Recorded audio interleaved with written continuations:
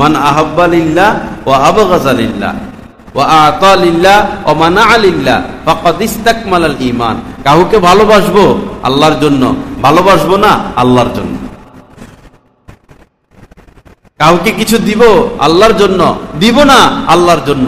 নবীজি বলেন তাহলে তার ঈমানটা পরিপূর্ণ হলো।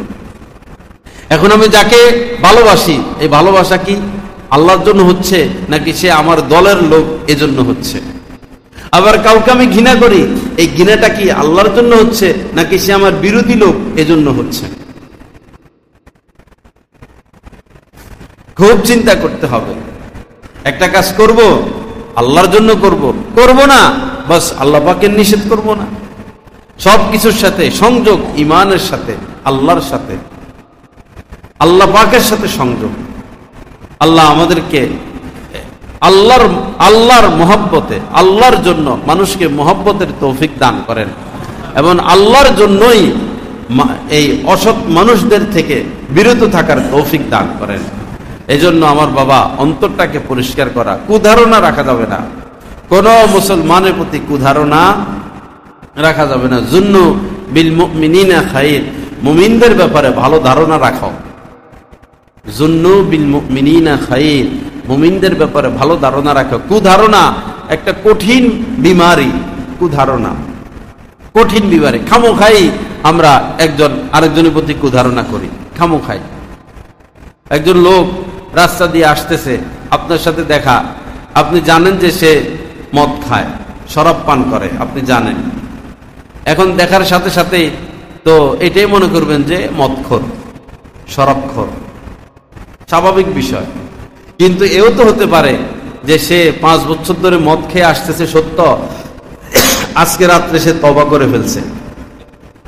সকালবেলা আপনার সাথে দেখা, রাত্রে সে কি করছে? তওবা করছে, জীবনে আর মদ পান করব না। আপনি তো জানেন সে মদ পান করে, তো সে তো রাত্রে তওবা করছে, আপনি তো সেটা জানেন না। এখন দেখা হলো, আপনি ভাবতেছেন আরে মদখোর। তো এটা সুধারণা হলো না কুধারণা হলো? কুধারণা হলো। আপনি জানেন যে এই লোকটা চোর, 10 বছর ধরে চুরি করে। পরে হঠাৎ একদিন তার সাথে দেখা হওয়ার সাথে সাথে চোর, গুন্ডা, কারণ সে তো চোর।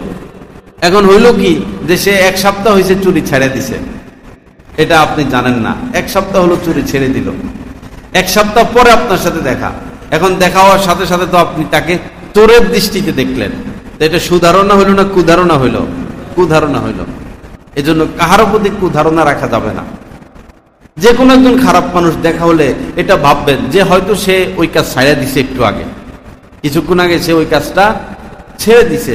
সে আল্লাহর বান্দা, তওবা করতে কতক্ষণ? একজন পাপী মানুষ তওবা করলে তো সে পাক সাফ। তার সম্পর্কে আমি কেন খারাপ ধারণা রাখবো? ভালো ধারণা রাখি।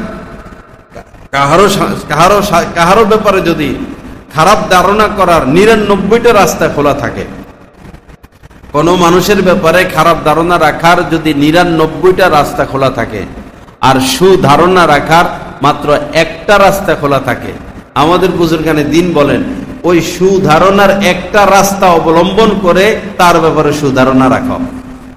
কারণ সুধারণা করলে কিয়ামতের দিন আল্লাহ পাক তোমাকে পুরস্কার দিবেন, আর কুধারণা করলে আল্লাহ পাক প্রমাণ চাইবেন। আমার বান্দার ব্যাপারে যে তুমি কুধারণা করতা, তো প্রমাণ দাও। তো প্রমাণ তো দিতে পারবো না। কুধারণা যে করতাম, প্রমাণ তো দিতে পারবো না, তখনই তো গ্রেফতার, শাস্তি। তো খামোখা কেন আমি আযাবের মুখোমুখি হব? দরকারটা কি? সুধারণা রাখি, ইমানদার, তার ভিতরে ইমান তো আছে, লা ইলাহা ইল্লাল্লাহ তো আছে। লা ইলাহা ইল্লাল্লাহকে যদি এক পাল্লায় রাখা